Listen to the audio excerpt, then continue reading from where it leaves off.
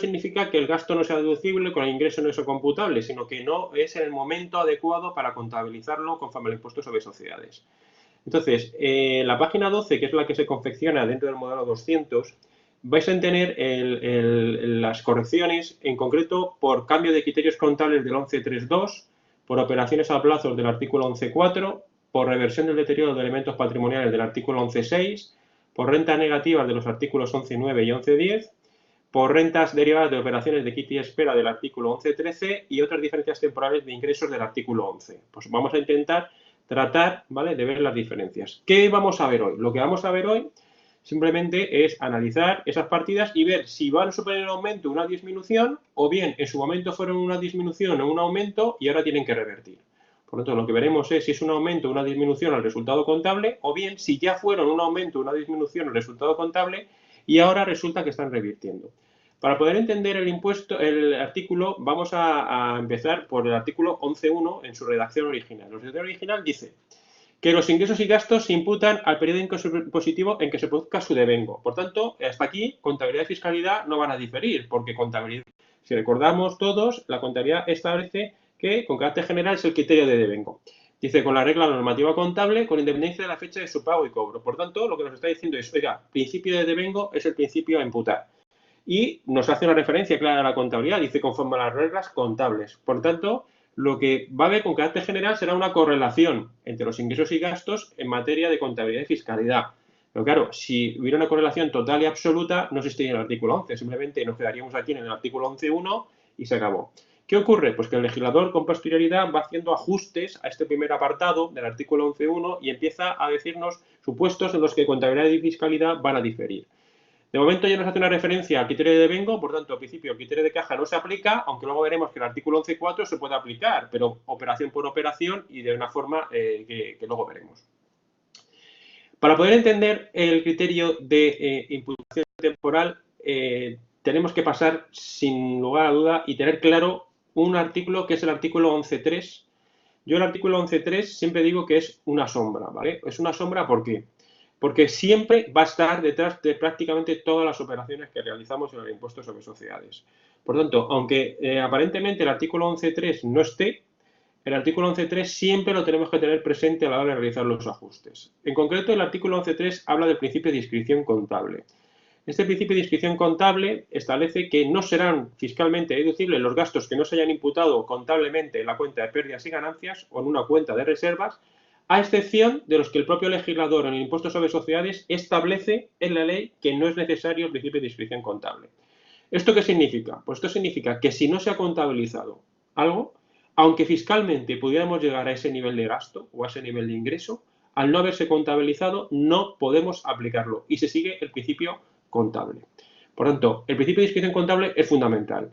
Lo habéis aplicado el otro día cuando estuvisteis hablando, haciendo la sesión con Carmen relativa a las amortizaciones.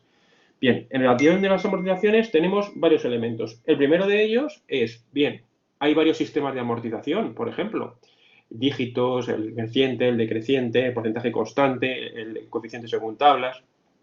Sin embargo, si yo contablemente utilizo el coeficiente según tablas, aunque pudiera aplicar el régimen decreciente o decreciente conforme a la fiscalidad, como no he contabilizado ese gasto, no es posible su deducción.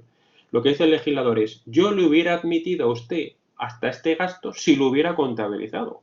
Y eso es lo que nos está diciendo el artículo 11.3. El artículo 11.3 nos dice, ojo, para que yo le admita un gasto y el límite que le admito, la primera condición es que esté contabilizado. Por tanto, ojo al artículo 11.3. Sin embargo, hay varios supuestos en los que el legislador dice, bueno, el principio de inscripción contable te lo voy a permitir que te lo saltes. En concreto, la libertad de amortización. Cuando nos dice que hay libertad de amortización, nos dice, usted, aunque no haya contabilizado la totalidad de la amortización, fiscalmente, para determinados activos, pues le voy a permitir libertad de amortización. Activos de I+D+I, las sociedades laborales durante los 5 primeros ejercicios, amortizaciones aceleradas para determinados supuestos, ¿vale? En esos supuestos, el legislador lo que dice es, y expresamente lo va a recoger en la norma, que aunque no se haya contabilizado, le voy a admitir un gasto superior al que tenga contabilizado. ¿Cuáles son los principales que tenemos que tener claro? Pues son la libertad de amortización y las amortizaciones aceleradas. Las amortizaciones aceleradas las tenemos esencialmente en las empresas de reducida dimensión y en los contratos de leasing del artículo 106. En esos supuestos, ¿vale? En esos supuestos, el legislador expresamente nos dice que se puede saltar uno el principio de discreción contable. Esa es la primera parte, el primer párrafo del artículo 11.3. El segundo apartado del artículo 11.3 es fundamental. Dice, los gastos contabilizados en un periodo posterior o los ingresos contabilizados en un periodo anterior se imputarán fiscalmente, por lo tanto, hablamos de fiscalidad, no contablemente. Contablemente estará hecho como esté hecho, al periodo en el que hayan contabilizado siempre que no se derive de una tributación inferior. ¿Qué dice el legislador? Dice, vamos a ver, si usted contabiliza un gasto con posterioridad, en principio el perjudicado sería la administración tributaria. ¿Por qué? Porque un gasto que se puede haber aplicado en el ejercicio 2018 se lo va a aplicar en el 2019. Cuando usted contabiliza un ingreso antes de que corresponda conforme a los criterios de devengo, usted está adelantando un impuesto porque debe haber tributar en el 2019 y a tributar en el 2018. Dice, en estos supuestos, lo que diga la contabilidad. Bien, le admito la contabilidad. ¿Pero con qué límite? Dice, bueno, siempre y cuando, si lo hubiera hecho bien, no suponga una menor tributación. Y me vas a decir, ¿y cuándo sé si lo hubiera hecho bien o no? Pues es sencillo.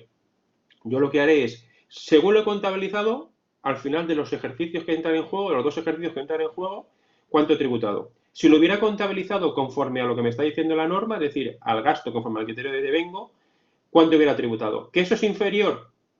Pues en ese caso tengo que regularizar, tengo que presentar la correspondiente rectificación de autoliquidaciones. ¿Qué es superior? Pues el legislador te dice, bueno, usted ha optado por ello, o rectifique o no rectifique. Por tanto, cuando un gasto se contabiliza en un periodo posterior o un ingreso con anterioridad, en principio se va a admitir, siempre y cuando no suponga una menor tributación. ¿Qué supuestos podemos tener? Imaginaros que el año que viene sube el tipo impositivo al 30%. Pues yo intentaré llevar todos los ingresos a este ejercicio.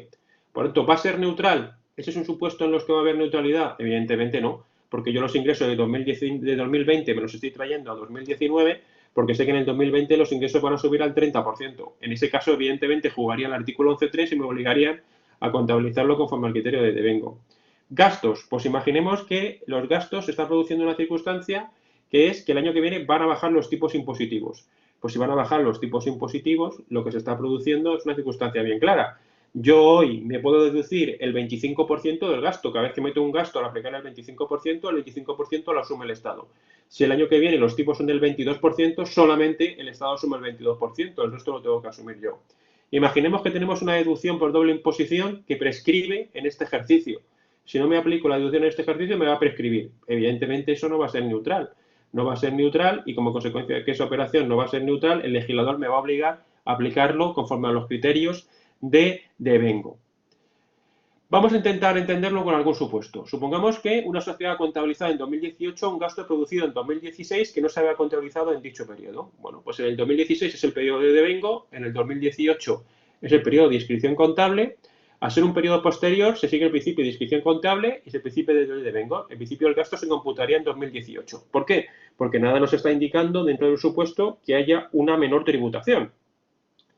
Como consecuencia de esta operación hubiera menor tributación, tendríamos que regularizarlo. Por ejemplo, si el gasto se hubiera producido en 2011, ese gasto estaría prescrito, no me lo podría aplicar ya.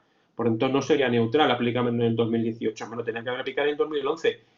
Al llevarlo al 2018 me estoy aplicando un gasto que está prescrito. Al estar prescrito ya no sería neutral y, por tanto, el artículo 11.3 me obligaría a regularizar la situación. Tendría que presentar una declaración complementaria porque ese gasto no va a ser deducible en este periodo. ¿Qué dice el artículo 11.3, apartado segundo? Una imputación temporal especial. ¿Y por qué lo resalto? Porque si os fijáis, dentro del modelo del impuesto sobre sociedades nos recoge una casilla específica del artículo 11.3.2. Será por algo, porque el legislador quiere ponerlo. El 11.3.1 vendría aquí abajo. El 11.3.2, sin embargo, viene aquí. ¿Por qué el legislador le da importancia? Porque lo que dice que los cargos o abonos a partida de reservas por cambio de criterios contables se integran en la base imponible en el periodo impositivo en que se realicen. Por tanto, el legislador quiere saber cuándo yo he cambiado los criterios contables, porque en principio me estoy fiando de los criterios contables. Si me los modificas, tengo que saber dónde y cómo. Por eso, si tenemos una sociedad que ha considerado que el valor de las existencias a 31 de diciembre de 2017 son 100.000 euros, en 2018 cambia el criterio contable utilizado y con las existencias de 2017 valen 105.000 euros, en 2018 lo que hace es que, como afecta a un ejercicio pasado, hace una cuenta de abono a reservas de 5.000 euros que tendrá la consideración de ingreso. Pues lo que dice el legislador es, me fío del criterio contable, pero márcamelo. Indícame que ha habido un cambio de criterio de existencias. Me pones que en el 2018 y me harías un aumento, un ajuste positivo de 5.000 unidades. Y así el legislador puede conocer, conforme al artículo 11.3.2, que ha habido un aumento por cambio de criterios contables. Si hubiera alguna comprobación, pues le podrían pedir justificación de por qué se han cambiado estos criterios contables, por qué esas existencias valen 105.000 o valen 95.000. Por lo tanto, el artículo 11.3.2 lo único que hace es criterio contable, pero márquemelo, impútelo al periodo impositivo en que se produce dicha modificación. Otro artículo interesante dentro del artículo 11, el artículo 11.4. Hemos dicho que con carácter general, el principio de devengo es la regla que vamos a aplicar, con la matización del artículo 11.3, de ojo con el criterio de devengo cuando lo adelanto o lo atraso. Bien, el artículo 11.4 prevé la posibilidad de utilizar un criterio de caja. ¿Para qué tipo de operaciones? Solo para las operaciones de plazos o precios a plazo o precio aplazado, entendiendo estas las que superen 12 meses, ¿vale? Es necesario que hayan pasado más de 12 meses para entender que se trata de una operación de pago aplazado o con precio aplazado. En este caso, lo que dice es que las rentas no se aplicará al criterio de devengo, sino que se entienden obtenidas en función de los cobros que se van realizando. Pero fijaros, hay una mención importante, porque dice no del cobro efectivo, sino en medida en que sean exigibles los correspondientes cobros.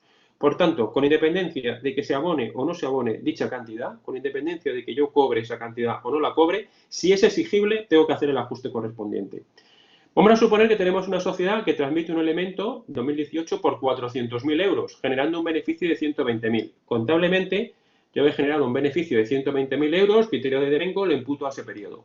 Sin embargo, la forma de pago que se ha acordado es la mitad, 200.000 euros en 2018 y 200.000 euros en 2019. La ganancia podrá imputarse proporcionalmente 60.000 euros a 2018 y 60.000 euros a 2019. Esto simplemente sale de dividir 200.000 entre 400.000, es decir, lo que he cobrado en cada periodo, 200.000 entre 400.000, el total cobro del periodo respecto al total a percibir por el beneficio. 200.000 entre 400.000 por 120.000 son 60.000. ¿Qué ocurrirá? En el ejercicio 2018 el legislador me dice, aplique usted el 11.4, pónganlo aquí en esta casilla. ¿Qué tendremos? Una disminución, porque contablemente tendré un beneficio de 120.000, sin embargo, fiscalmente el beneficio es de solo 60.000.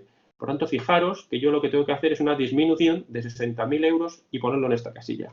¿Qué ocurrirá el año que viene? El año que viene yo contablemente no tendré ningún tipo de operación, ningún tipo de resultado contable o fiscal, pero sin embargo fiscalmente estos 60.000 euros tendrán que revertir con un aumento. Contablemente 0, fiscalmente 60.000, se pondrá aquí los 60.000 y se habrán cancelado las 60.000 unidades. 60.000 por 60.000. En 2019 haré justo el aumento correspondiente. ¿Qué he conseguido con esto? Diferir el beneficio conforme a un criterio de caja, pero es operación por operación y debo recogerlo de forma expresa que me ha cogido a ese criterio de caja del artículo 11.4.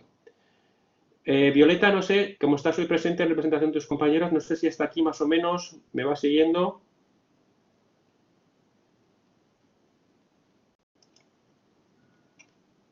Perfecto. Bien, imputación. Perfecto, muchas gracias, Violeta. Imputación temporaria especial. Vamos a ver los artículos 11.5 y 11.6 de la ley. Vamos a intentar trabajar estos dos apartados, el artículo 11.5 y el 11.6. Dice que no se integra en la base imponible la reversión de gastos que no hayan sido fiscalmente deducibles. Bien, lo que está diciendo es, imaginemos que hay un gasto que por lo que sea fiscalmente no se ha admitido. Cuando ese gasto revierte, ¿vale? En contabilidad habrá un ingreso. Pues lo que dice es que no se integran en la base imponible esa reversión de un gasto que previamente no haya sido deducible. Por lo tanto, siempre tendremos un ajuste negativo. Por ejemplo, una sociedad ha contabilizado en 2018 un gasto que no es fiscalmente deducible. Si en 2019 la norma establece que sí que lo es, debe revertir como un ingreso, ¿vale? Debe revertir como un ingreso. Este ingreso no debe integrarse en la base imponible, dado que no fue gasto en su momento. Yo hice un ajuste positivo, ahora cuando en contabilidad suponga un ingreso, haré un ajuste negativo y por tanto se producirá la reversión. Lo único que dice es que cuando un gasto, por lo que sea, no ha sido gasto fiscalmente deducible, yo en su momento hice un aumento. ¿Cuándo va a revertir? Cuando ese gasto, conforme a la norma contable, se convierta en un ingreso. En ese caso habrá un ingreso contable que no será un ingreso fiscal y se produce la reversión. Por otro lado, la reversión de deterioro o corrección de valor que haya sido fiscalmente deducible se imputará en el periodo en que se produzca dicha reversión. Luego lo trataremos esto con más profundidad. Pero bueno, lo que está diciendo es, ojo, hasta la aprobación de la ley nueva, hasta la aprobación de la nueva ley que tenemos, la ley 27/2014, las pérdidas por deterioro eran deducibles. Desde el 1 de enero de 2015 en adelante, las pérdidas por deterioro de activos y de acciones o participaciones, incluso el valor de renta fija, no son deducibles. ¿Qué nos va a obligar esto? Bueno, pues vamos a tener que distinguir lo que estaba vigente antes de 1 de enero de 2015 y lo que estaba vigente después de 1 de enero de 2015. Después de 1 de enero de 2015 las pérdidas por deterioro no son deducibles, lo tenemos claro, y siempre habrá un ajuste positivo, perdonad. Y las que son anteriores, pues habrá que ver si fueron deducibles o no fueron deducibles. Y además tendremos que aplicar un régimen transitorio, que es el que habéis estudiado o que tenéis en mi material, que es qué pasa con aquellos que fueron deducibles en otros periodos, cómo van a revertir, porque ahora ya no son deducibles. Bueno, eso lo vamos a ver luego con un poquito de detalle, pero eso es lo que trata el artículo 11.6. El artículo 11.6 en el momento dice, cuando haya habido una pérdida por deterioro, en principio esa pérdida por deterioro cuando revierta contablemente va a revertir fiscalmente. Y si no, pues vamos a ver lo que dice. Vamos a entrar en el detalle del artículo 11.6. Dice, las pérdidas originadas por la transmisión de un elemento patrimonial que se adquiere nuevo origina un ingreso en la base imponible del periodo de la adquisición. En los casos de recompra por mayor valor, la diferencia entre la recompra y el valor de transmisión se restará la pérdida computada para su integración en la base imponible. Bueno, esto que parece un poco lioso no tiene más complicación que está diciendo lo siguiente. Está diciendo, vamos a suponer que ha habido una transmisión de un elemento patrimonial y esa transmisión de un elemento patrimonial ha generado una pérdida. Como consecuencia de esa pérdida, yo me lo he llevado a mi resultado contable, pero lo que he hecho es volver a comprar el mismo activo. De tal manera que vuelvo a tener en mi contabilidad, si antes tenía un inmueble en la calle Sagasta, ahora vuelvo a tener un inmueble en la calle Sagasta. De tal manera que lo único que he hecho ha sido aflorar una pérdida. Pues en estos supuestos en los que se produce el afloramiento de una pérdida, el artículo 11.6 dice que esa pérdida que se acaba de generar no es deducible hasta que no se produzca la transmisión definitiva. Esto ya lo estudiasteis en renta. Cuando estudiasteis renta, cuando se hacía la recompra de acciones o participaciones, ¿vale? Cuando se hacía la recompra de acciones o participaciones en los 2 meses o un año, en función de si eran cotizadas o no cotizadas, se decía que esa pérdida no era deducible hasta un momento posterior. En concreto, ese momento posterior venía determinado en el que se metiera la transmisión definitiva. ¿Y qué va a pasar cuando se produzca la transmisión definitiva? Cuando se produzca la transmisión definitiva, esa segunda operación a su vez puede determinar un beneficio o una pérdida. Pues hay que tenerla en cuenta a la hora de aplicar la pérdida. Entonces, vamos a suponer que tenemos una sociedad que transmite en 2017 un elemento patrimonial y ha generado una pérdida de 200.000 euros. Por lo tanto, vendo un activo, el que sea, un inmueble, y genero una pérdida de 200.000 euros. En 2018 vuelvo a hacer una recompra del mismo elemento, vuelvo a comprar el mismo edificio que tenía, de tal manera que realmente no se ha producido una transmisión, sino un afloramiento de pérdida. Bueno, pues esos 200.000 euros yo tengo que hacer un ajuste positivo. Tengo que hacer un ajuste positivo por el artículo 11.6. ¿Por qué? Porque realmente no ha habido una transmisión. El legislador me dice que hasta que no hay una transmisión, es decir, deja de pertenecer a mi activo de mis sociedades y eso no se produce hasta que no hay una desafectación definitiva de ese tipo de entidades, de ese tipo de activos. Por lo tanto, lo que tengo que hacer por el 11.6 deberá computar en la base imponible un ingreso de 200.000 euros en el año 2018. ¿Por qué? Porque en el año 2018, al haber hecho la recompra de ese activo, la pérdida que el año pasado deducible deja de ser deducible. Hará un ajuste de más 18.000. ¿Y cuándo revertirá esta operación? Pues va a revertir en el momento que lo venda. En el momento que lo venda, definitivamente, tendré 200.000 que desaparecerán de mi contabilidad. Estos 200.000 dejan de desaparecer y por lo tanto no hay un ajuste negativo y a su vez tendré que hacer el resultado de la operación, que puede ser positivo o que puede ser negativo. Entonces, imaginaos que lo vende por 240.000. Pues tendré un resultado contable de 40.000 que se corresponderá con el resultado fiscal de 40.000 y los 200.000 euros que no me ha dejado deducírmelos ahora, me los dejará deducir y por tanto haré una disminución de 200.000. De tal manera que cuando recompro hago un aumento de 200, cuando vendo definitivamente hago una disminución de 200 y a su vez determino el resultado de la compraventa definitiva. No sé si Violeta ha quedado más o menos claro el artículo 11.6. No sé si más o menos la idea del artículo 11.6. Sí, si tienes alguna duda, ¿vale? Simplemente, Violeta, lo que hago es, en el momento en el que hago la pérdida patrimonial, no la admito. Yo vendo un activo en el 2017 y tengo una pérdida general por 200.000. En 2017 yo, evidentemente, puse esa pérdida. No hace falta que sean del grupo o no. Tú imagínate que una propia sociedad, porque luego lo veremos lo de las empresas del grupo, ¿vale? Quédate en que tengo una sociedad A sin haber más grupo, ella sola. Y lo que tiene es un activo y vuelve a comprar otro activo, ¿vale? Dentro del artículo 11.6. Vuelve a comprar el mismo activo. Imagínate que tienes un coche, para que lo veas más claro, un Ford Mustang, lo vendes por 200.000, por 1.000 euros y pierdes 20.000 euros. Y al día siguiente vuelves a comprar el mismo coche. Realmente lo único que has hecho es aflorar una pérdida, porque antes tenías un Ford Mustang y ahora tienes un Ford Mustang, pero sin embargo en tu resultado contable has aflorado una pérdida, ¿vale? Que estaba ahí latente, como entre comillas. Pues el legislador te dice que como has hecho una operación de compra-venta, pero al final tiene lo mismo, esa pérdida que acabas de generar ahora no va a ser deducible hasta que ese Ford Mustang tú no lo vendas de forma definitiva. El día que tú vendas de forma definitiva, esa pérdida te la voy a admitir. Por tanto, imagínate que, pues lo que sea, has perdido 20.000 euros, tú harías en el momento de la recompra un ajuste positivo de 20.000 euros y el día que vendas ese Mustang definitivamente, imagínate que le ganas 1.000 euros. Pues tendrías un resultado positivo contable de 1.000 que correspondería con el resultado fiscal y además revertirías esos 20.000 euros que no te dejé deducir este día. Revertirías esos 20.000 euros que no te dejé deducir en el momento que hiciste la recompra.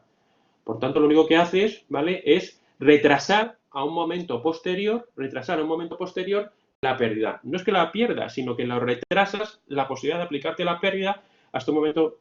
Fíjate que lo que estamos estudiando es la imputación temporal. Por tanto, en ningún caso vamos a decir que no va a ser deducible. Lo que vamos a decir es cuándo va a ser deducible. Por eso estudiamos el artículo 11. El artículo 11 nos dice cuándo, que muchas veces no coincide contable y fiscalmente, como puede ser en este supuesto. Bien, poniendo importancia, vamos a desarrollar el artículo 11.9, ¿vale? No desarrollo todos porque hay muchos de ellos que realmente no tienen una importancia más allá del carácter técnico del impuesto. El artículo 11.9 dice que las rentas generadas por transmisiones dentro del mismo grupo de sociedades, y ahora sí, Violeta, ahora hablamos del 11.9, operaciones intragrupo, ¿vale? El 11.6 hablamos de recompra de activos. En el artículo 11.9 sí que hablamos de operaciones intragrupo. Dice, si se transmiten elementos del inmovilizado material, inversiones inmobiliarias, inmovilizados intangibles y valores representativos de deuda, por tanto, ojo, porque estos son los únicos activos que tengo que aplicarle esto, materiales, inversiones inmobiliarias, inmovilizado intangible y valores representativos de deuda, deben imputarse en el periodo impositivo en el que éstas salgan del balance definitivamente o sean adquiridos por terceros ajenos del grupo. Por lo tanto, algo parecido va a pasar, por eso ya Violeta me indicaba, oye, y esto de empresa intragrupo, esto yo lo he leído, bien. Lo mismo que hemos dicho antes, pero ahora intragrupo. ¿Ahora qué dice? Dice, si usted genera una venta entre dos empresas del grupo, eso puede generar una pérdida. Ahora, como se ha vendido usted mismo, porque está dentro de su propio grupo, esa pérdida es ficticia. Esa pérdida todavía no se ha producido realmente. Se producirá o bien cuando usted dé de baja ese activo o bien cuando lo venda a un tercero. Por lo tanto, con la misma filosofía que hemos aplicado en el artículo 11.6, lo que va a decir es, ahora no es deducible, por lo tanto hago usted un ajuste positivo. El día que genera usted una venta intragrupo y tiene una pérdida, oiga, ajuste positivo. ¿Cuándo va a ser deducible? Cuando ese activo se dé de baja definitivamente o bien cuando se venda a un tercero. Poniéndote el ejemplo del Mustang. Cuando yo ese Mustang, en lugar de vendérselo a un tercero, se lo vendo a una empresa de intragrupo, me voy por el artículo 11.9. ¿Qué ocurre? Lo tengo dentro del balance y le digo, oye, ajuste de más 20.000, porque la pérdida de 20.000 del Mustang no te la admito. Si ese Mustang sufre un accidente y se rompe completamente, se habrá dado de baja, ¿vale?, del balance de la actividad adquirente. La nueva sociedad lo da de baja porque no vale nada. Pues aparte de esa pérdida que se pueda dar, la actividad adquirente que será deducible, también será deducible la pérdida que no le admití en su día cuando le vendí el Mustang, pues en una operación vinculada. Por lo tanto, haría una disminución de los 20.000 euros. Igual ocurriría si en lugar de destruirse se hubiera vendido a un tercero. Si se hubiera vendido a un tercero y tengo un beneficio de 1.000, pues tendré beneficio de 1.000 contable y fiscal y lo que haré de baja es los 20.000 que no te permití en su día aplicártelo por haber hecho una operación intragrupo. Por lo tanto, estamos exactamente en la misma filosofía que hemos visto antes, pero ahora cuando las operaciones se hacen intragrupo, ¿vale? Y se transmiten elementos de inmovilizado material, mobiliario, intangible y valores representativos de deuda. Volveríamos a recogerlo aquí. Para intentar entenderlo mejor, vamos a intentar poner un ejemplo, ¿vale? Vamos a intentar poner un ejemplo.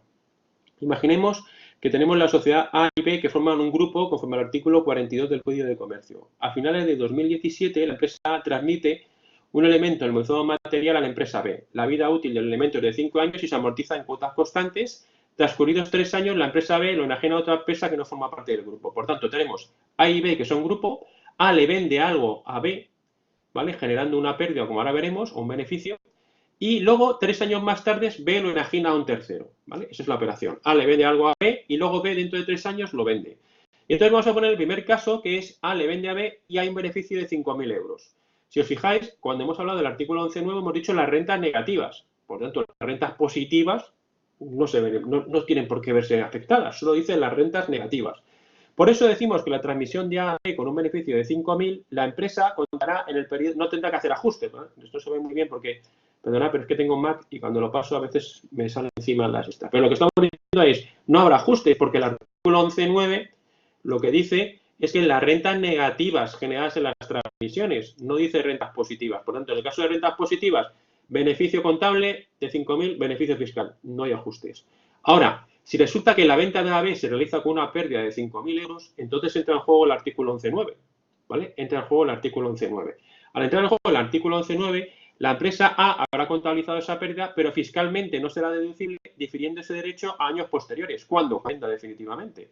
Por lo tanto, lo que tendremos que hacer es generar un ajuste positivo en el año de la venta, en el ejercicio 2017, en el año de la venta, surgiendo un activo por diferencias temporarias deducibles de 1.250 euros, los 5.000 a 1.250. Por tanto, lo que tenemos que hacer es un activo por diferencias temporarias deducibles que surge como consecuencia de esta venta. Ajuste positivo de más 5.000 euros, porque ahora no es deducible, pero eso genera un activo, porque en el futuro será deducible. ¿Cómo lo contabilizo? Pues digo, activo por diferencias temporarias, 1.250, impuesto diferido, 1.250. Hasta aquí, más o menos, Victoria.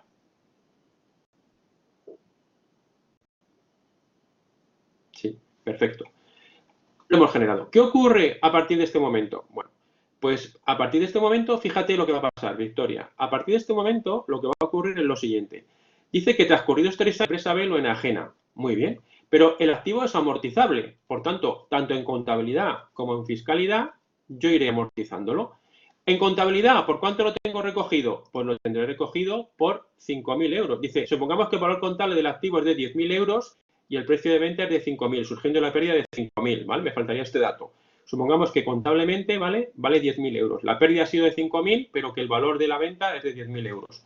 Bien, pues aplicamos eso, decimos, oye, la amortización contable será de 5.000 euros, ¿vale? Dividido entre 5.000. ¿Por qué? Porque cuando lo ha comprado de segunda mano, este lo ha comprado por 5.000 euros. El precio de venta es de 5.000 euros, ¿vale? Por tanto, contablemente, ¿vale? Lo que estoy diciendo es simplemente que el precio de compra del activo es 1.000. Como lo ha vendido por 5.000, ha tenido una pérdida de 5.000 euros en el caso 2, ¿vale? Los 5.000 euros de pérdida, ¿de dónde salen? De que valía 10.000 en contabilidad y lo ha vendido por 5.000. El que lo compra por 5.000 euros. Por tanto, contablemente amortizará 5.000 entre 5.000 euros cada año. Ahora, fiscalmente, ¿cuál es el valor fiscal?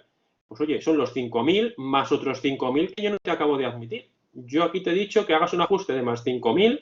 ¿Por qué? Porque la pérdida esta no es deducible hasta el futuro. Pues fíjate que lo que está diciendo es que el valor fiscal es de 10.000. Y esto es lo que dice que es lo que te va a amortizar, 10.000 entre 5. Y esto es el artículo 20.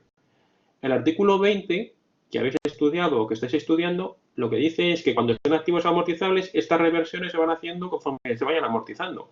Por tanto, la amortización fiscal serían 10.000 entre 5, 2.000 euros, ¿vale? Surge un impuesto diferido que va revirtiendo, es decir, estos 1.250 van a ir revirtiendo en los 5 años de diferencia de amortización. Como en el supuesto que nos ha planteado, ¿vale? Suponemos que lo vende al final del tercer año, fíjate, contablemente valía 5.000, habrá amortizado 3 por 1.000, un resultado contable de 2.000 euros. Ahora, ¿cuánto vale fiscalmente? Fiscalmente vale 10.000 menos 3 por 2.000, 4.000. Resulta que el beneficio contable es de 2.000, el beneficio fiscal es de 4.000, la diferencia son 2.000 euros, que es la reversión que me falta. Por el artículo 11.9 prevé la posibilidad de que cuando se venda definitivamente haga esta operación. Diré, todas las referencias temporarias que me quedan deducibles las traslado, los 3 por 250, 500 euros, y la diferencia entre contabilidad y fiscalidad será el ajuste, 2.000 euros. Se produce la reversión total de todas las diferencias temporarias. Por tanto, lo que dice es que cuando lo vendas definitivamente, como tú lo has ido amortizando, ya no te quedarán 5.000, te quedarán solamente 2.000, porque ha habido 1.000 que se han ido revirtiendo mediante el momento de amortización. Esto lo hacemos porque así lo dice el artículo 20. El juego del artículo 11.9 con el artículo 20 dice, oye, cuando hayas este tipo de operaciones, el valor contable será el valor de adquisición, pero el valor fiscal será eso más el ajuste que haya realizado. Y la amortización se realizará sobre estos valores.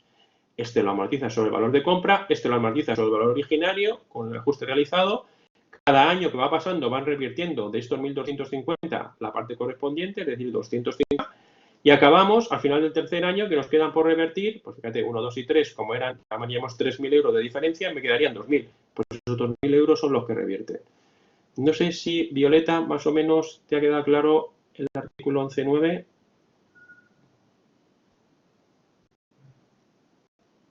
Vale, si hay cualquier duda, aprovechamos que está Violeta hoy para cualquier duda o cuestión, porque a veces cosas cuesta, no es sencillo, son términos complejos y no es fácil poder entenderlo. Una vez que ya coge uno la mecánica, pues ya va entendiendo mejor, pero al principio cuesta, ¿vale? Pero si has entendido el 11.6, ya el 11.9 va muy parecido y lo único que hemos introducido en el 11.9 son dos detalles, operaciones intragrupo y ojo que si son amortizables es posible que vaya revirtiendo en cada periodo. Es un poquito lo que hemos ido introduciendo. Bien, vamos a meter esto, el artículo 11.10, que es un poco complejo, ¿vale? Yo os diría que el artículo 11.10, primero trabajéis bien el 11.6, primero trabajéis bien el 11.9, y una vez que tengáis entendidos bien el 11.6 y el 11.9, os metáis en el 11.10. El 11.10, con la nueva redacción dada, y luego ya os metáis en las operaciones un poco más de regímenes transitorios. Pero ir por ese orden, porque si no es un poco, al final te parece todo lo mismo, todo igual, y acabas hecho un lío. Entonces, fijaros, habla de rentas negativas, por tanto, volvemos a hablar de rentas negativas. De las positivas ni las tocamos. Rentas negativas derivadas de la transmisión de valores, ¿vale? Solamente transmisión de valores, por tanto, el 11.10 ya hay una diferencia, porque el artículo 11.9, si recordamos, hablaba de inmovilizado material, inmobilizaciones inmobiliarias, inmovilizado intangible y valores representativos de deuda. No hemos hablado de valores. Por lo tanto, ¿cuál es la diferencia del 11.9 y el 11.10? Valores. Cuando hablamos de valores, hablamos del 11.10 y rentas negativas. Entonces decimos, cuando la renta negativa derivada de las transmisiones de valores representativos en el capital o en los fondos propios sean adquiridos por un mismo grupo de sociedades, por tanto, compras intragrupo, pero ahora hablamos de valores. Ya no hablamos de inmuebles, no hablamos de coches, hablamos de valores. ¿Cuál artículo tengo que aplicar? Pues tengo que aplicar el artículo 11.10. Este artículo 11.10 dice que cuando se hacen este tipo de operaciones, dice que las pérdidas que puedan surgir se imputarán en el periodo impositivo en que dichos activos sean transmitidos a terceros ajenos al grupo, por tanto, igual que nos decía antes, cuando se vendan a un tercero del grupo, si hay una pérdida entre el grupo por transmisión de acciones, esa no va a ser deducible. ¿Cuándo va a ser deducible? Cuando lo vendas a un tercero. Mismo criterio que para el artículo 11.9. Pero luego introduce un pequeño matiz. ¿Por qué? Porque fijaros que el artículo, cuando se trata de transmisión de valores, el artículo 21, cuando habla de las exenciones, prevé que hay determinadas rentas que están exentas. Claro, eso hay que tenerlo en cuenta. Cuando hacíamos activos que no fueran valores, el artículo 21 no era aplicable. Sin embargo, cuando hablamos del artículo de valores, el artículo 21 habla de la exención de rendimientos, de dividendos y de participaciones en empresas. Por eso, el segundo apartado del artículo 11.10 dice, o bien, cuando la entidad transmitente o adquirente dejen de formar parte del mismo, y en ese caso, ¿vale? Por tanto, las condiciones son las mismas, o bien, cuando se venda un tercero, deje de formar parte del grupo, en ese caso, dice, minoradas, las rentas negativas tienes que minorarlas en el importe de las rentas positivas que se hayan beneficiado, ¿vale? Del artículo 21. Pues eso es lo que está diciendo, es diciendo, oye, si ha habido rentas positivas que no has integrado, no todo es pérdida, porque ha habido parte que no ha tributado. Entonces lo que me está diciendo es, ojo, quítale aquellas pérdidas que se hayan beneficiado del artículo 21. Entonces, por eso os pongo aquí esto, ¿vale? Os pongo, si no cumple alguna de las condiciones del 21.1a de la Ley de Impuestos sobre Sociedades, que son lo del más del 5% o más de 20 millones de euros antigüedad a un año, o bien, si se trata del 21.1b, sí cumple la del 10%. Entonces puedo aplicar el 13.2, que son las pérdidas por deterioro. Venga, vamos a hacerlo con un ejemplo para que se pueda entender mejor. Supuesto de pérdidas entre entidades de grupo. La sociedad A ha transmitido en 2018 a otra entidad del grupo un elemento patrimonial amortizable. Lleva 2 años de periodo de amortización y restan 4 años. Y ha generado una pérdida de 75.000 euros, ¿vale? A imputará la pérdida en los 4 años que restan de amortización del elemento o en el mismo momento de la transmisión o baja del mismo, ¿vale? ¿Por qué? Porque, fijaros, en este caso que ha habido una operación intragrupo, dice el artículo 11.10. En el caso de participación en entidades del público se aplicará lo previsto para entidades. Dice, siempre y cuando en ningún momento durante el año anterior que se produzca la transmisión se cumpla el requisito del 21.1a. Es decir, siempre y cuando en ningún momento se cumpla la condición del 21.1a. ¿Por qué? Porque si en algún momento del año anterior se cumple la condición del 21.1a, esta renta negativa nunca la voy a poder aplicar, porque estaría exenta a las rentas positivas que hubiera obtenido. Lo que dice el artículo 11.10 es, las rentas negativas que se produzcan intragrupo, ¿solamente se van a poder aplicar en este momento? No. Por tanto, la imputación temporal, que es lo que estamos tratando hoy en la sesión de hoy, no. Ahora no. ¿Cuándo lo vas a poder aplicar?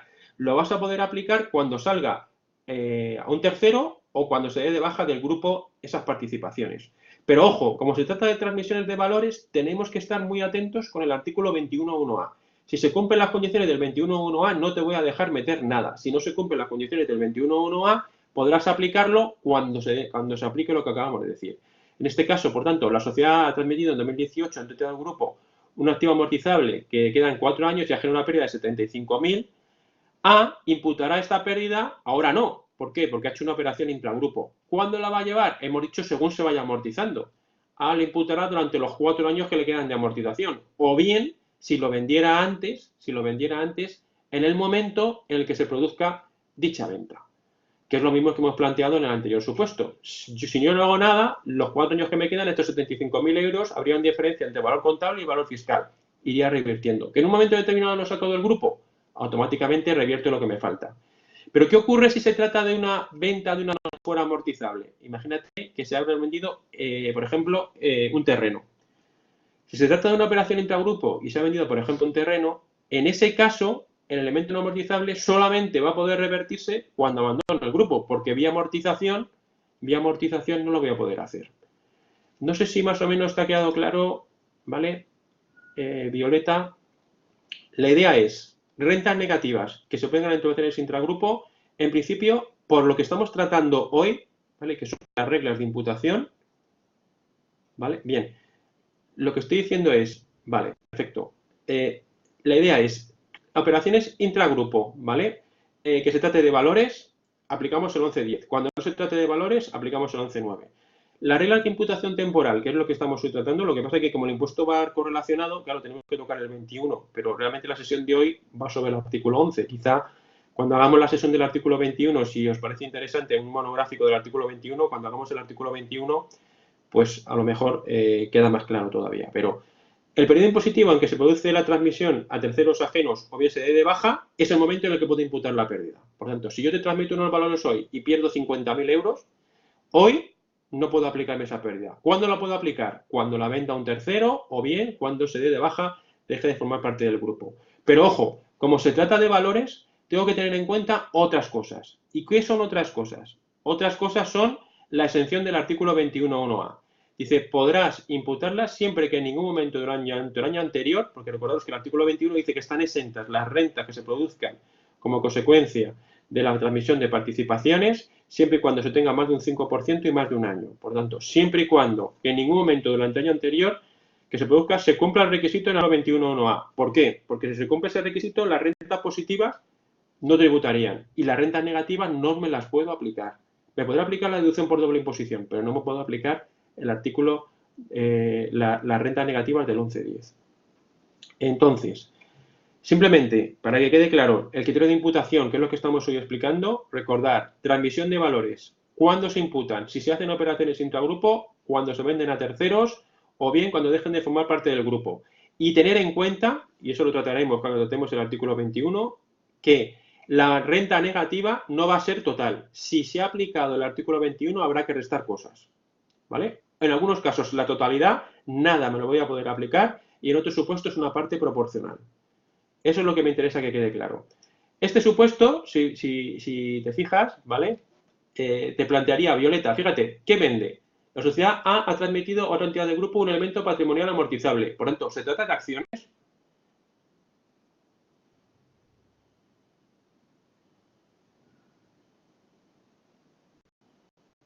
No, por tanto, no estamos en el 11.10. ¿En cuál estamos, Violeta? En el 11.9. En el 11.9 hemos dicho, pues en el momento que se produzca la transmisión de un activo, ¿vale? Cuando se ha transmitido a una sociedad intragrupo, la pérdida que se produce en ese momento, estos 75.000 euros, no son deducibles. Por tanto, en el año 2018 hará un ajuste positivo de 75.000. Pero estaremos de acuerdo, como hemos dicho antes, que el valor contable y el valor fiscal a partir de este momento difieren en 75.000 euros. Porque no tenemos el precio por el que lo ha generado, pero el valor contable y el valor fiscal difieren en 75.000 euros. ¿Qué ocurre? Que como se trata de un activo amortizable, esos 75.000 euros, si le quedan 4 años, dice, imputará esta pérdida en cada uno de los 4 años. Es lo mismo que hemos visto en el ejercicio anterior. Dividía entre 5, si lo recuerdas, pero ahora lo divido entre 4, ¿vale? Lo divido entre 4 o en el momento que se produzca la transmisión definitiva, revierte todo lo que le queda. ¿Y qué hacemos aquí? Una aclaración. Pues una aclaración muy sencillita. Decimos, oye, y si fuera un elemento no amortizable, en lugar de vender un elemento patrimonial amortizable, fuera no amortizable. Pues dice, no lo podría revertir hasta el momento que desaparezca del grupo o se venda definitivamente. ¿Vale? Evidentemente, estos 75.000 en 4 años habrán revertido si es amortizable. Si se trata de un terreno, pues tendrá que esperar a venderlo definitivamente. Y eso es lo que dice el artículo 11.9. Esto es un paso del artículo 11.9. ¿Te queda claro, Violeta? Perfecto. Se ha incorporado también una compañera nueva, se ha incorporado Ángeles. Bienvenida, Ángeles. Estábamos cerrando con Violeta el supuesto del artículo 11.9. Hemos visto el artículo 11.9 y hemos visto el artículo 11.10. ¿Vale, Ángeles? Te invito a que luego, si quieres, pues puedas verla definitivamente. Estamos tratando hoy simplemente de la imputación temporal. Lo que pasa es que a veces tengo que mezclar con otros artículos, por eso estoy hablando del artículo 21. Aunque no me voy a meter en el importe a calcular, que lo haremos en una sesión, si necesitáis una sesión monográfica, la meteremos del artículo 21. Simplemente lo que me interesa hoy es la aplicación de los criterios de imputación temporal. Fijaros que lo único que estamos discutiendo es cuándo lo meto. Y en alguna cosita estamos diciendo, oye, lo tienes que meter así, lo tienes que meter como nos vaya amortizando, y en alguna cosita estamos diciendo, y ojo que a lo mejor todo no es deducible. Y eso es en lo que nos hemos quedado. Artículo 11.13. Operaciones de quita y espera. Pues aquí tenemos varias cuestiones. El ingreso correspondiente al registro contable de quitas y esperas, ¿vale? Cuando una sociedad entra en quitas y esperas, consecuencia de la aplicación de la Ley 22/2003 de la Ley Concursal, se imputa en la base imponible del deudor a medida que proceda a registrar con posterioridad los gastos financieros a dicha deuda y con el límite de citado ingreso. Por tanto, la Ley Concursal lo que establece es que cuando hay una quita y espera, eso lo tienes que llevar a resultado, porque realmente, fijaros, ¿qué es una quita y espera? Cuando a mí me hacen una quita es un ingreso para la empresa. Si yo debo 1.000.000 de euros y me dicen que me perdonan 900.000, pues para la empresa es un ingreso de 900.000 euros. Me acaban de quitar una deuda de encima, es un ingreso de 900.000 euros. Pero ¿qué ocurre? Fijaros, si realmente yo a una sociedad que está en concurso le digo, vale, hay una quita de 900.000 euros y le hago tributar por ese ingreso de 900.000 euros al 25%, pues toda la liquidez que pueda haber conseguido por la vía del concurso se la quita a la hacienda pública. Porque le dice 900.000 euros al 25%, me tienes que pagar 230.000 euros. Pues vaya cosa. Oiga, me perdoné 900.000, pero me sale una deuda de 230.000 con la administración tributaria. ¿Qué ocurre? Para evitar esto, el artículo 11.13 dice cómo imputamos esos 900.000 euros de ingresos. Volvemos a hablar de nuevo, si os fijáis, del criterio de imputación. El artículo 11 solo nos dice cuándo contabilizamos y cuándo imputamos el impuesto sobre sociedades. El artículo 11.12 lo que dice es, oiga, si se hace una quita y espera y hay una quita y en espera que va a ser de 6 años y unos ingresos financieros previstos para 6 años, pues usted divídalo eso en los 6 años. ¿Vale? Y eso es un poco lo que está diciendo. Eso es un poco la teoría general. Ahora entramos en el detalle. Entonces, no sé si Ángeles y Violeta, más o menos la idea básica de lo que está debajo del 11.13 lo entendemos. La idea es, ojo, porque si genero un ingreso y lo tengo que hacer tributar en este propio ejercicio, pues fíjate, toda la ventaja que he tenido me vuelvo a meter en concurso, porque ya no puedo pagar los 250.000 euros de impuestos sobre sociedades. Perfecto. Pues ahora lo que vamos a ver es el 11.13, nos intenta detallar cómo vamos a imputar este ingreso de esos 900.000 euros. En concreto, nos decía, oiga, en la medida que proceda a registrar los gastos financieros derivados de la misma medida y hasta el límite de citado ingreso. ¿Vale? Pues ahora lo vemos. ¿Qué significa eso? Contablemente, para poder entender la operación, el ingreso en la quita de espera tendría lugar en el ejercicio en que se apruebe judicialmente en convenio. Es decir, contablemente, según la resolución del ICAC, ¿vale? Y la tenéis aquí, la publicada en el número 76, consulta número 6 del BOICAC número 102. Si miramos eso, nos dice, oiga, cuando hay una quita y espera, el ingreso de la quita de espera tendría lugar en el ejercicio en que se apruebe judicialmente en convenio, ¿vale? Salvo, que dice que de una forma más relacional, se prevía su cumplimiento, que la empresa puede seguir aplicando en la empresa en funcionamiento, ¿vale? Por tanto, la quita y espera se imputará, el ingreso se imputará en el periodo impositivo en el que se produzca ese beneficio, ¿vale? Eso es lo que está diciendo. Sin embargo, fiscalmente ya me está diciendo que eso no. Me está diciendo, fiscalmente, la quita y espera va a haber un ajuste negativo, porque ahora te voy a contar cómo lo vas a aplicar, ¿vale? Por tanto, aunque habrá un ingreso de 900.000 en el ejemplo que estamos viendo, habrá un ajuste negativo de 900.000 porque el importe del ingreso de la quita se debe imputar conforme al gasto financiero incurrido. Y ahora veremos a ver qué significa eso del gasto financiero incurrido. Por tanto, lo primero que tendré es un ajuste extracontable negativo por esos 900.000 y un ajuste positivo, ¿vale? Un ajuste positivo correlativo a los gastos financieros devengados por la entidad. Por tanto, quito 900.000 y sumo algo, que será lo que tengo que imputar en este periodo. En la práctica normal, ¿vale? En la práctica anual, el importe del ingreso de la quita de SPA será superior al importe total de los gastos financieros pendientes. Es decir, lo que dice es, y lo vas imputando conforme a los gastos financieros que se devengan. Pero claro, normalmente, casi siempre, prácticamente siempre, el importe de la quita es superior a los intereses que tengo que pagar por la deuda que me han quitado, porque si no, estaríamos ante un usurero, probablemente, ¿vale? Bien, vamos a verlo como un ejemplo, para intentar entenderlo mejor.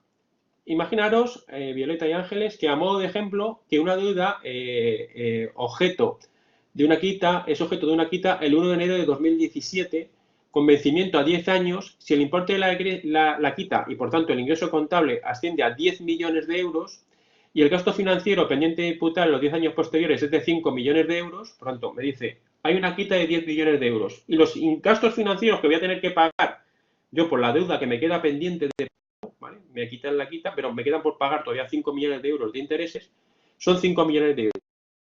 Pues el ingreso contable dice que será de esos 10 millones de euros, se imputará fiscalmente en 10 años. Lo que dice el artículo 11.13 es que eso lo vas a imputar en 10 años. ¿Vale? Suponiendo, en la hipótesis que os digo aquí, de que se distribuya por partes iguales, lo único que tendría que dividir es esos 10 millones de euros en cada uno de los 10 ejercicios. Si resulta que utilizo un sistema de imputación de los gastos que no es lineal, sino que es un sistema luxemburgués, un sistema diferente, pues imputaría en función de los gastos financieros. Por tanto, en la hipótesis de que el gasto financiero se distribuya contablemente por partes iguales, es decir, esos 5 millones, el ingreso de la quita se imputaría a razón de 1 millón por ejercicio. ¿Por qué? Porque lo que me han hecho es 10 millones de euros de quita, si se aplica de forma lineal los gastos financieros, diría 10 millones entre 10 años, 1 millón. A efectos contables, sin embargo, el ingreso de la quita se reconocería íntegramente en el periodo en que se apruebe judicialmente el convenio. Por tanto, yo, contablemente, el 1 de enero de 2017, si hay una quita, ingreso 10 millones de euros. Fiscalmente haría un ajuste de menos 10 millones de euros y al final del ejercicio haría un ajuste de 1 millón de euros. ¿Por qué? Porque lo tengo que imputar en 10 años. Por tanto, el ajuste total sería de 9 millones. No sé si esto ha quedado claro, más o menos, Violeta y Ángeles. ¿Vale? Simplemente decir que contablemente el momento de la quita y el otro en función del gasto contable. Y si eso es lineal, ¿vale? ¿Vale? Si eso es lineal, pues será en 10 años. ¿Qué es otro sistema de validación? Pues en la parte proporcional que se imputen los correspondientes gastos e ingresos. No sé si más o menos hasta aquí me vais siguiendo las dos. Perfecto, ¿no? Muy bien. Pues, ¿qué nos queda por ver? Nos queda por ver todavía alguna cosita más. Nos queda por ver todavía un par de cositas más. Esto que es la deposición transitoria 16, que él nos decía que probablemente lo más difícil de esta parte del temario. Por tanto, vamos a ver la deposición transitoria, ¿vale? Mi recomendación es estudiaros la sesión, si queréis, si os parece interesante la sesión de hoy, el 11.3, el 11.4, el 11.6, el 11.9, el 11.10, el 11.13. Y ahora vamos a ver, dentro de la imputación temporal, algo que no está en el artículo 11, sino que estaría en el artículo antiguo 12 y sería la reversión de deterioros, porque dentro de la imputación temporal ya nos salimos del artículo 11 y entramos a ver la disposición transitoria 16, que es la reversión de los deterioros anteriores a 2013, ¿vale? ¿Por qué lo meto aquí? Porque estamos hablando de imputación temporal. Me podía haber quedado en el artículo 11, pero hay otro apartado, que es la disposición transitoria 16 de la ley, que también juega con los criterios de imputación temporal. Esta disposición transitoria 16 esencialmente está tratando lo siguiente. Fijaros, dice, en el caso de pérdidas por deterioro de valores representativos en la participación en el capital de fondos propios de entidades que hayan resultado fiscalmente deducibles conforme al artículo 12.3 del antiguo texto refundido, por lo tanto estamos diciendo, oye, desde 1 de enero de 2015 no se admiten las pérdidas por deterioro de los activos, pero con anterioridad a 1 de enero de 2015 sí que se admitían las pérdidas por deterioro de los activos. Entonces, ¿qué hacemos? Con esas pérdidas por deterioro que fueron deducibles en su día, ¿les obligamos a que tributen todo de golpe hoy? Decimos, como ya no son deducibles, ala, si tienes ahí 100 millones de euros de pérdidas por deterioro de acciones, mételas en este ejercicio y a tributar por esos 100 millones de euros. O te damos una manera de imputación temporal de esa pérdida por deterioro. ¿Cómo la vas a ir revirtiendo de forma temporal? ¿Esto queda claro? la idea de la disposición transitoria 16? ¿Vale? Bien. Pues lo que me va a dar el legislador en la disposición transitoria 16 no es tan bruto de decir, bueno, pues usted tiene 100 millones de euros de una pérdida por deterioro del 2013, como ahora no es deducible, meta 100, sino que me va a decir que las voy a ir integrando en el periodo impositivo en el que los fondos propios de acciones superen al inicio la proporción de la participación teniendo en cuenta las reducciones de capital, es decir, cuando vaya revirtiendo esa pérdida por deterioro, es lo que está diciendo, en la medida que suba de valor esa pérdida por deterioro, y cuando se repartan dividendos por el importe de los mismos que no tengan la condición de ingreso contable. Y además, cuando se repartan dividendos que no tengan la condición de ingreso contable. Por lo tanto, por quintas partes, lo pongo aquí. Los deterioros por participaciones en el capital de los fondos propios realizados con anterioridad a 1 de enero de 2013, pendientes de revertir a 1 de enero de 2016, se van a integrar por quintas partes en los ejercicios 2016 a 2020. Por eso lo estudiamos. Porque si no, salvo que, bueno, lo deberíamos estudiar porque siempre nos podrían hacer una comprobación de estos ejercicios. Es decir, que personas que tenían de pérdidas por deteriores anteriores al año 2013, fijaros que no es el año 2015, que es cuando entra la nueva en vigor, sino anteriores al 2013, tienen que revertir las pérdidas por deterioro entre los ejercicios 2016 a 2020, salvo que tengan que integrar una cantidad mayor por aplicación de la disposición transitoria 16ª de la ley o fueran transmitidos. Por tanto, con carácter general, lo que está diciendo es que estos contribuyentes tienen de 2016 a 2020 para revertir esta pérdida por deterioro. ¿Vale? En 2021 yo lo tendría que tener hecho, con lo cual si me pillan, me obligarán a realizarlo. ¿Vale? Lo que me están diciendo es, no que ya no lo puedo hacer, sino que si me pillan me dirán, oiga, lo tiene que meter en 2020. Entonces me regularizarán y me obligarán a meterlo en el 2020. ¿Vale? Fijaros que esto es un ingreso, ¿eh? La reversión de la pérdida por deterioro son ingresos, no es que pierdas un gasto, es que es un ingreso y por tanto la administración siempre te va a decir, oiga, que lo tiene que haber metido hasta el 2020. Bien, modo de ejemplo. La sociedad ASA ha adquirido el 10% de BESA por un importe de 1 millón. En los ejercicios 2010, 11 y 12 hubo pérdidas por deterioro del 12,3. Fijaros que son 10, 11 y 12 y por lo tanto anteriores a 2013. ¿Vale? Anteriores al 2013. Importe de 700.000 euros que fueron reducibles. Por lo tanto, estamos clarísimamente en la disposición transitoria 16. Son pérdidas por deterioro que fueron deducibles anteriores al 1 de enero de 2013. La mercantil ASA no contabilizó importe alguno por el deterioro de las participaciones en los citados ejercicios. En el 2015, ASA integró en la base imponible de 200.000 por incremento de los fondos propios de la mercantil PESA. Determinar las consecuencias fiscales de esto. Pues muy sencillo. Decimos, con anterioridad a 1 de enero de 2013 había 700.000 euros que había que revertir. En el 2015 ya revirtió una parte, ¿vale? 200.000 euros. Me dice que hubo un incremento de los fondos propios y, por tanto, en el año 2015 revirtieron 200.000 euros. Por tanto, a 1 de enero de 2016, que es lo que me dice la disposición transitoria 16, me quedaban por revertir 500.000. Pues lo que tengo que hacer es revertir esos 500.000 euros entre los años 2016 a 2020. Por tanto, 500.000 entre 5 años, que es lo que tengo para revertir, debería revertir 100.000 euros en cada uno de los ejercicios. Por tanto, haré un ajuste positivo de 100.000 euros en cada uno de los ejercicios. No sé si con esto ha quedado más o menos claro la disposición transitoria 16.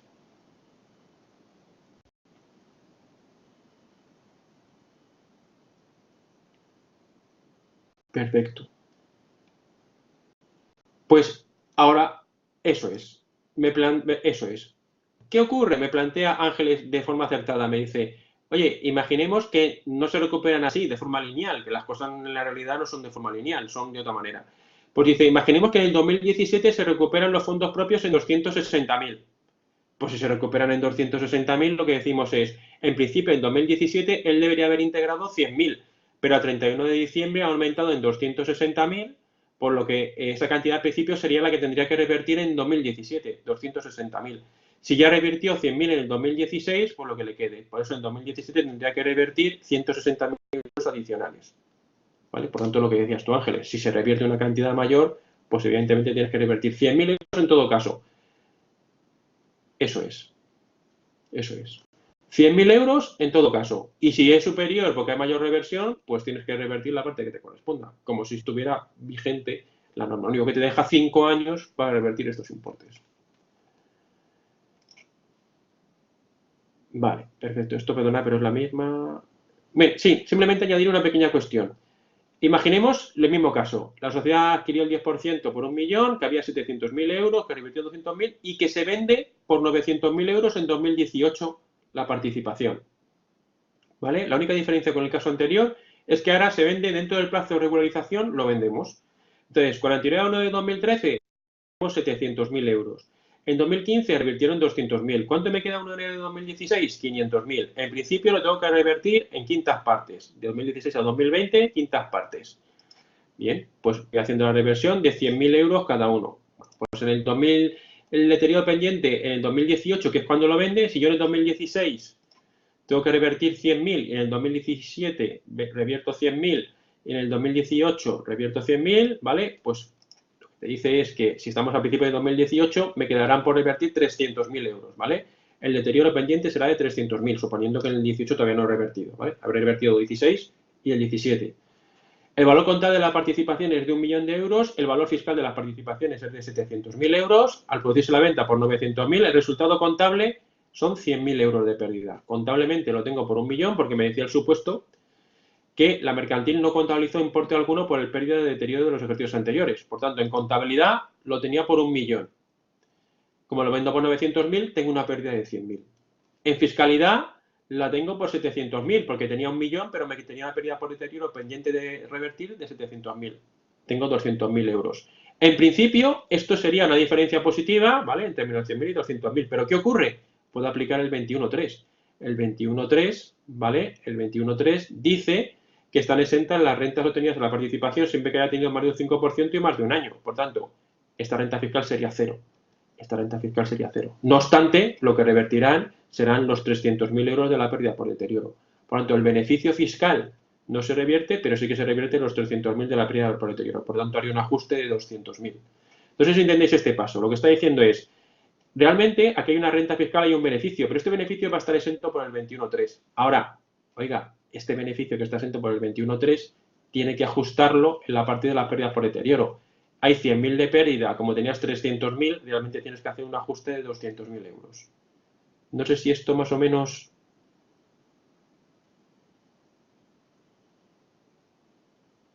¿Ha quedado claro esto? Más o menos, último paso.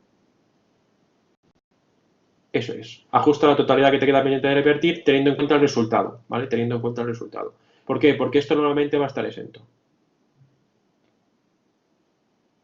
¿Vale? Lo que no está exento, lo que dice el legislador es la pérdida por deterioro. Lo que te deja es la renta que se genera, pero no la pérdida por deterioro, que tienes que revertirla. Por eso hacemos el ajuste de 200.000.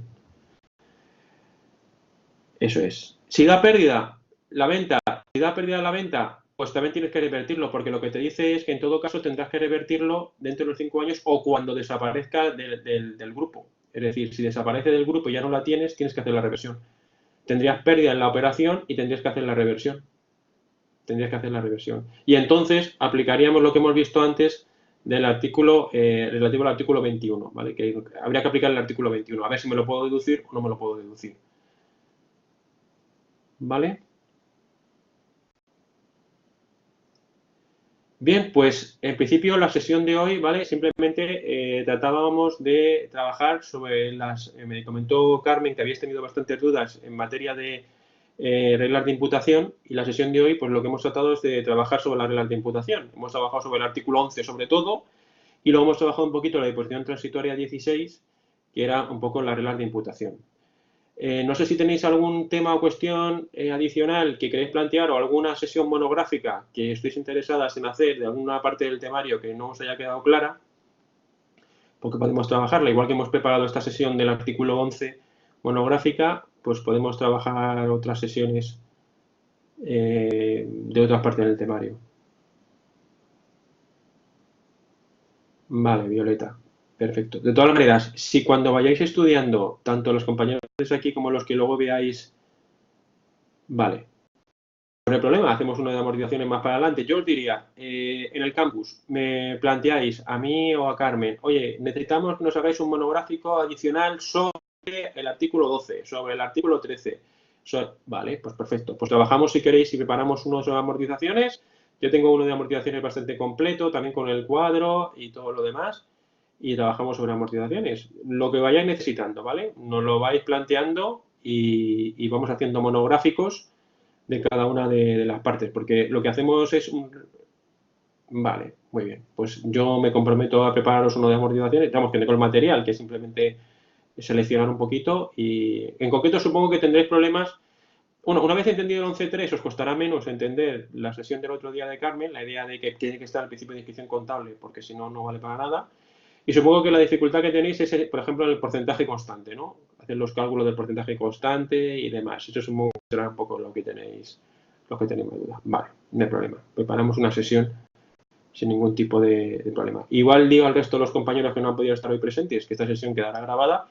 Si tenéis cualquier cuestión adicional o algún material concreto que ampliemos, pues nos lo vais diciendo y vamos haciendo sesiones como la que hemos hecho hoy, en la que pues, podemos aprovechar para conocernos, ¿vale? Violeta y Ángeles hoy como compañeras ya aprovechamos para ponernos por lo menos el nombre, ¿vale? Y al resto de los compañeros pues lo vais poniendo y vamos trabajando, ¿eh? Vamos trabajando, si os parece, para poder hacerlo. Pues muchas gracias a las dos y encantado. Ángeles, no te preocupes, a mí me da pena, pero seguro que si tienes, sí, seguro que tienes, sí que si puedes verla y si tienes alguna duda, Ángeles, pues lo pones en el campus, ¿vale? Que yo enseguida, en cuanto lo vea, pues trato de contestaros. Muchas gracias a los dos y nada, un placer.